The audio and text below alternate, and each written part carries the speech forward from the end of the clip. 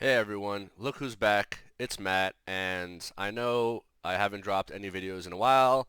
Doesn't mean that I got tired of my content. It just or Yu-Gi-Oh! It just means that I got it was Thanksgiving in the U.S. and yeah, I just kind of went to visit family. So I've been out of town for about a week and a half.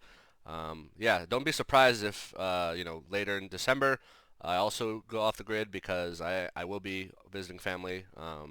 In the second half of December and first week of January for like the Christmas New Year stuff. So yeah, so I'm back. Gonna be making Yu-Gi-Oh content for the next couple weeks.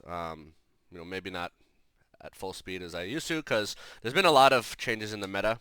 And yeah, it just feels like in the week and a half, 2 weeks that I've been gone, like everything's changed. It's pretty nuts how quickly things are changing. But anyway, I'll get into that. I will be putting out a deck profile updates video soon, probably if not today, then like this week, maybe tomorrow. Um, so yeah, I have a few replays here for you, but for now, the first one I'm gonna show you is Dark Magician. So this is a deck matchup video. Dark Magician against Gren Maju deck. Oh boy. Yeah, that's a fun one. These decks sometimes pop up at locals.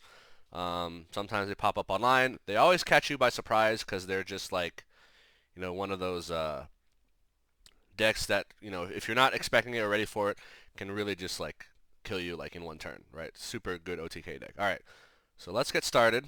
All right, so first things first. I forget. It's been a while. Like, so I actually recorded this replay before my little vacation. So I forgot exactly who won the dice roll here. I mean, we'll find out in a second. But uh, yeah. So just honestly, it could have been me. Actually, I think my opponent won the die roll and then made me go first. I think that's what may have happened. But um, yeah, that doesn't matter. Like, regardless of which of us wins the one die roll, like, I'm gonna be going first because Grand Maju OTK decks want to go second, and Dark Magician typically wants to go first. Real quick, if you ever see someone with a 60 card deck like this, it's one of two reasons. Either they're some super degenerate like Pendulum deck, although Triff has been making Pendulum decks under 45 cards recently, or they're a Grand Maju like OTK whatever deck. So keep that in mind. As soon as I saw 55 cards here, I'm like, plus 5 in hand, 60. Already set off some red flags in my head. Anyway, so let's see what happens. Okay, so I do go first. I have a pretty good opening. I have a Dragoon, and I also have Magicalized Fusion, which could allow me to go into a second Dragoon. The reason I don't do that is because I want to set the rest of my hand. Like, I don't want to use this as discard fodder for Dragoon, and I'd rather just hold Magicalized Fusion for the following turn. Like, I found that sometimes, like, it might be a little too greedy to go into two Dragoons, especially if they have cards like Super Poly, Dark Ruler No More, Forbidden Droplet. Like, whether you have one or two Dragoons, one Dragoon or two Dragoon, like, it's still gonna screw you over, right?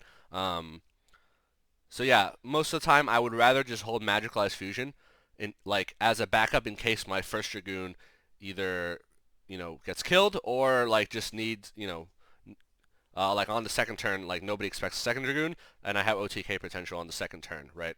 Because that's like 7,000 damage plus I can pull another 1,000 damage out pretty easily.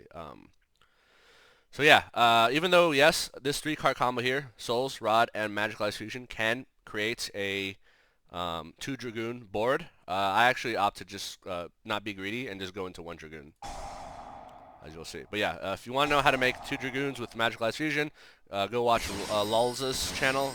He does a pretty good combos video about it, talking about it. I mean, I'll probably talk about it at some point as well.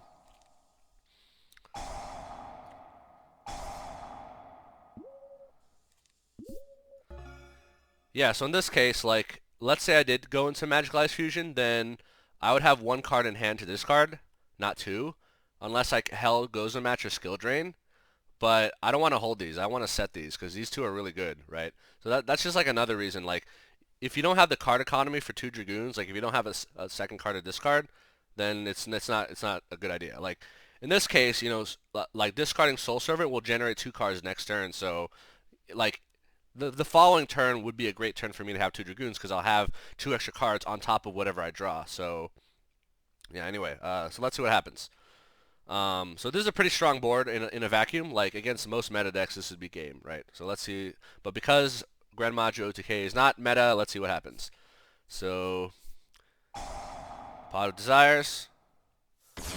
Immediately Kaiju's my Dragoon. So if I was smart, or at least if I had anticipated that he was a Gren Maju deck rather than some BS Pendulum deck, I should have I should have activated Gozen match in the draw phase so that he wouldn't be able to Kaiju me. But then again, if you see here, he has 2 Twin Twisters, so it's like, well, even if I did that, he would probably have popped it anyway.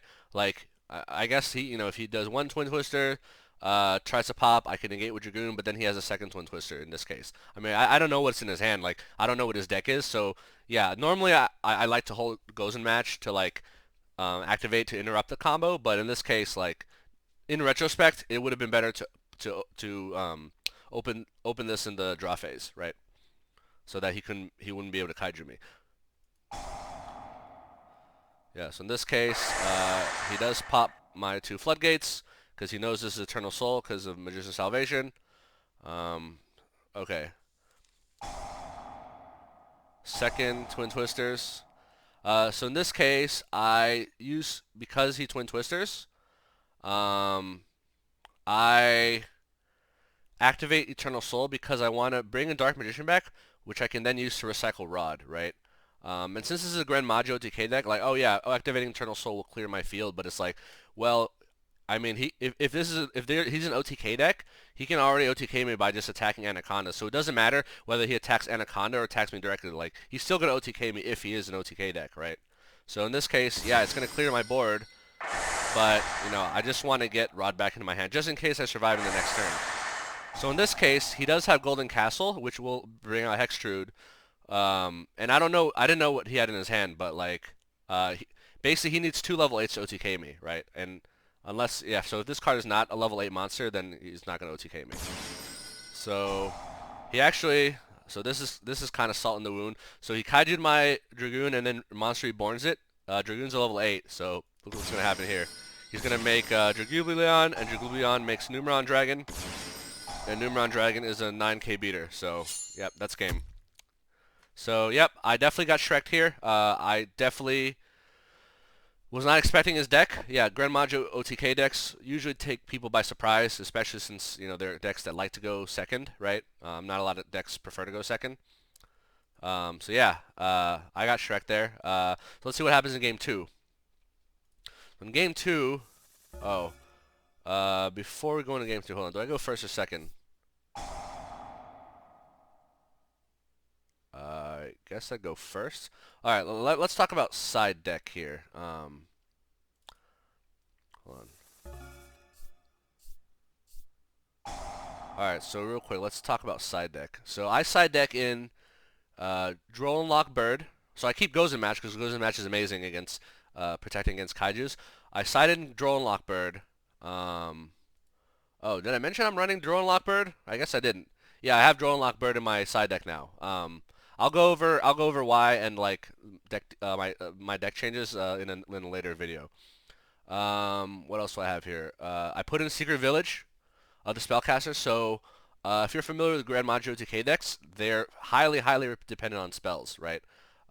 Most of the reason they like to go second is they have a bunch of spells that just like clear your board and then sets them up for an OTK, right? So Secret Village completely destroys them because they don't have any spellcasters. And the reason for Droll is because they have a lot of cards that allow them to draw. Because they're their deck typically runs a lot of level 8s. They're gonna have trade-ins. They're gonna have Pot of Desires. They're gonna have a lot of draw cards, right? So Droll is just to limit that. Also, if he runs Terraform, he uses Terraform again, I can Droll him on the Golden Castle. What else do I have here? So I kept Solemn Judgment. I took out Nadir Servant, because I always take out Nadir Servant after game 1. I put in a single summon limit. I forgot why. But, just one summon limit, or do I have more? Yeah, I didn't want to put in 3 because I wanted to hold judgments in my deck, so I put in 1 summon limit because uh, they can't OTK me if they can only summon twice. Yeah, that was the only logic there. All right, anyway, so I go first. I have a really good starting hand once again. And in this case, I know he has Kaiju, so I have Gozen match, right? And I'm gonna use it at the right timing. So engage. So I use engage to get Eagle Booster because I have Rod Souls, right? And since I already have Servant, then I grab Circle. So this is a really strong opening, right? Make Dragoon, grab Salvation from Circle. Salvation sets Soul, and then draw 2, and then I set Gozen. So I drew Drone Lockbird, which is good because I'll be able to lock him out of adding too many things to his hand. And I end my turn. In their draw phase, I immediately Gozen match. So now he cannot Kaiju me. And if you'll notice, he has the Fire Kaiju, which cannot out because I'm locked in the dark. So he cannot give me a Fire monster. So this definitely saved me. And also, Gren Maju decks typically have a lot of cards with different attributes. So like if he summons Alpha, he can't summon Gren Maju, or he can't summon Hextrude. Like there's a lot of like Gozen match can lock him out of his own plays as well. Like he can't go into Dragulbion, he can't go into Numeron Dragon. Like it just can't go into Hope Harbinger. Can't go into like a lot of his plays, right? So let's see what he does. So he trades in a Kaiju for yeah, because he already has another one. Oh, this is a god draw. Monster Reborn, Golden Castle is really good. So I use Draw and Lockbird here. So if he has desires or anything else, he can't use it. So he immediately summons Alpha, and I know he's going to try to use it to either return Dragoon to my hand, which will force me to use Dragoon Negate, or to attack, just crash into it. So before he has time to battle phase or to use his, his effect, I'm gonna use Eternal Soul to get my Dark Magician and banish this Alpha. I just don't want to deal with it. And that also gets me, yeah, having these two, more like, so the thing about OTK decks is as long as you have bodies on the field, they can't kill you, right? So even if he does out my Dragoon, yeah, I guess he could attack an Anaconda, but like, oh, I guess in this case it doesn't matter. But like having monsters in defense mode is a really good way to stop OTKs. Yes, I get my rod back. So he uses Monster Reborn, and he attempts to revive his Kaiju. Okay, so this is really smart, because his Kaiju is a 3,000 beater, so if he revives it, he can immediately go in the battle phase and run over Dragoon. So I'm just going to negate this. So this kind of solves this kind of 2 birds with 1 stone problem, because so now the Dragoon, I stopped that, and now Dragoon's at 4K. 4K is a lot harder for him to run over now. So he's going to go into Golden Castle. Golden Castle is going to grab Hextrude. Hextrude is going to pop Gozen match. I don't have any more negates. And then he finally, now that he's popped Gozen match, he's going to Kaiju me.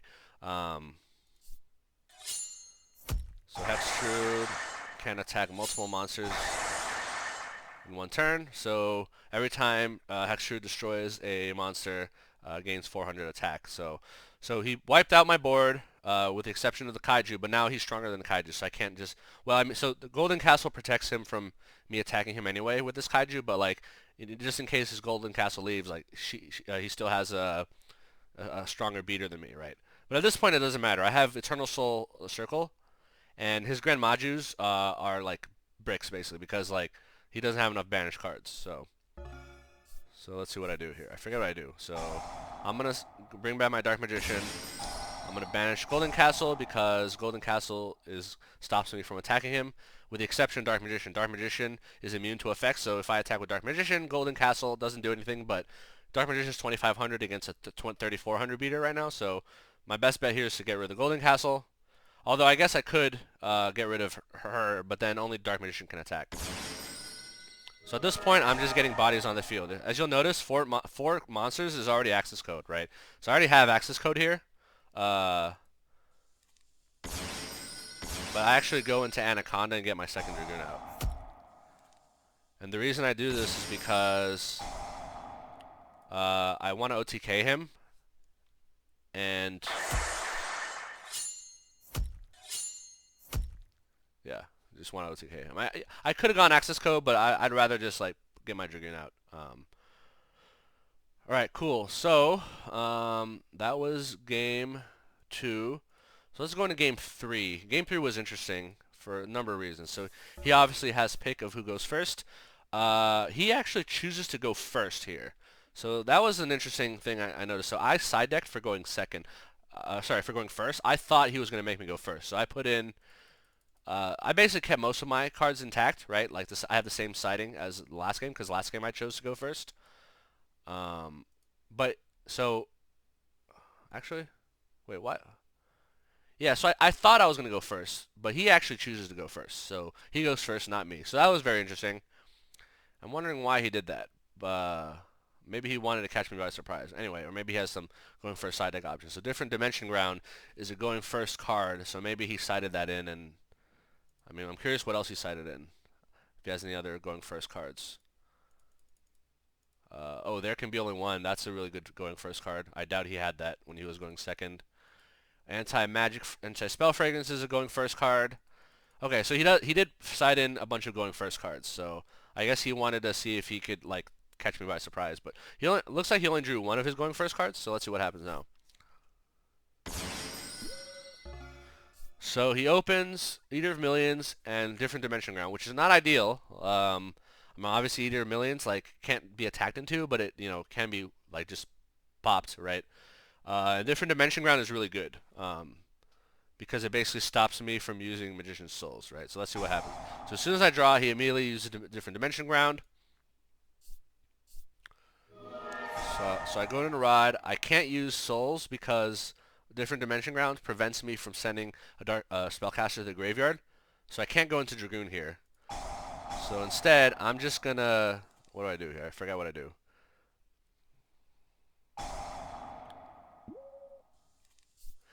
Different Dimension Ground also prevents me from going into Artemis. Well, I mean, if I go into Artemis, Rod is banished, so it's kind of pointless to go into Artemis here. So I'm just going to end my turn just like this and hope he can't OTK me. With 3 cards in hand, there's a good chance he could have, but I guess we'll see. Alright, so this is very interesting. So he plays Earth-Shattering Event. Alright, so this is a super...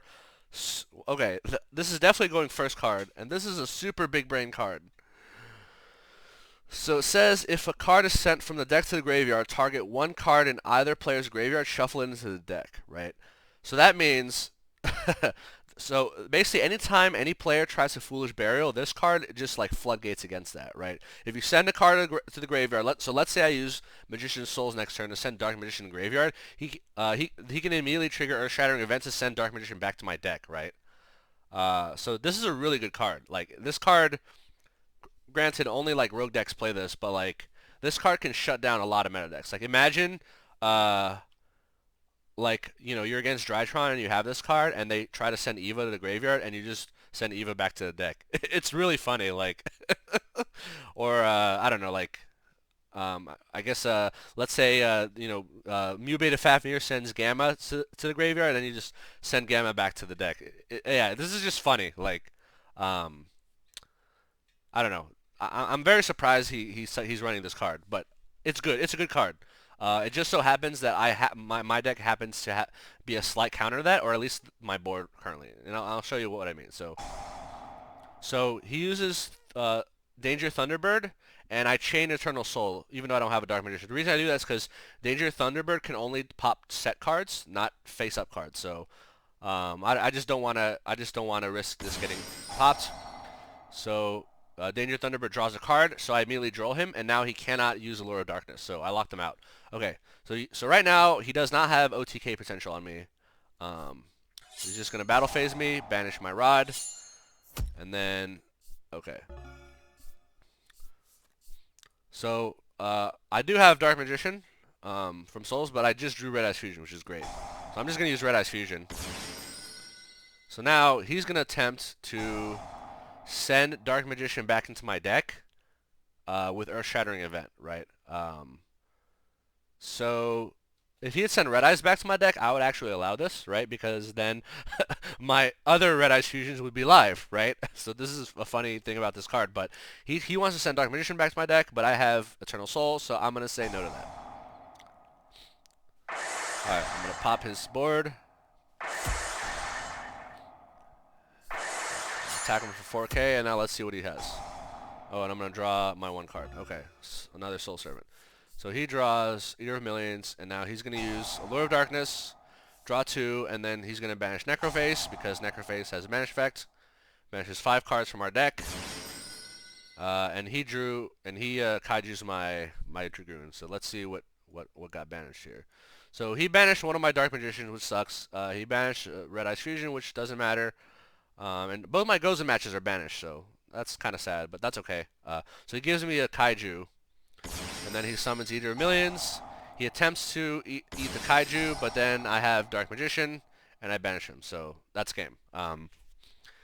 Yeah, so very interesting deck I faced. Did not expect a lot of stuff. Did not expect that I would be going second in game 1. Did not expect the earth-shattering events. Did not expect a lot of things, but yeah. Gren Maju is a fun deck. I'm gonna be honest. Like I like to play this deck sometimes. Just because, like, again, no one expects it. Like, you show up at locals with this deck, like, you can beat a lot of metas with it. Like, just kaiju away their whole field and then just attack them for game. Like, um, obviously it's very susceptible to, like, hand traps and, like, interruptions and stuff, but it's a fun deck. All right.